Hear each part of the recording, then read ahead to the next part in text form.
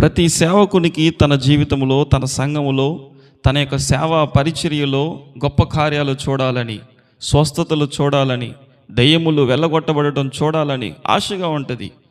యేసుక్రీస్తు ప్రభువారి యొక్క పరిచర్యలో నుంచి నేను నేర్చుకున్న ఒక గొప్ప పాఠం ఏమిటంటే, మార్కు సువార్త 1వ అధ్యాయం 39వ వచనంలో ఈ విధముగా రాయబడి ఉంటుంది.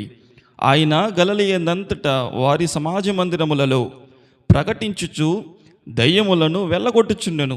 యేసుక్రీస్తు ప్రభువారు గొప్ప కార్యములను, స్వస్థత కార్యములను, అపవిత్రాత్మ శక్తులను పారద్రోలటానికి వెనక ఉన్న శక్తి, వెనక ఉన్న ఆయన యొక్క ఆ యొక్క ప్రయాస ఏ విధమైనదని నేను ఒకసారి ఆలోచించినప్పుడు దేవుడు బయలుపరిచిన కొన్ని విషయాలు ఏమిటంటే, ఒకటి, రాత్రంతా ఆయన ప్రార్థనలో పోరాడేవాడు.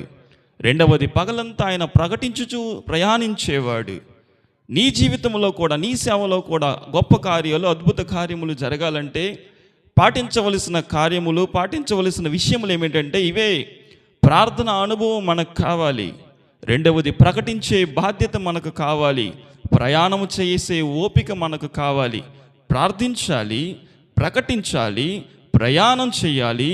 ఆటోమేటిక్గా దేవుని ఆత్మ బలము మనలను బలపరిచి గొప్ప కార్యాలను మన సంఘములో, మన మందిరములో, మన జీవితములో, మన అనుభవములో కలిగించే విధముగా దేవుడు మనలను కూడా వాడుకోగలడు.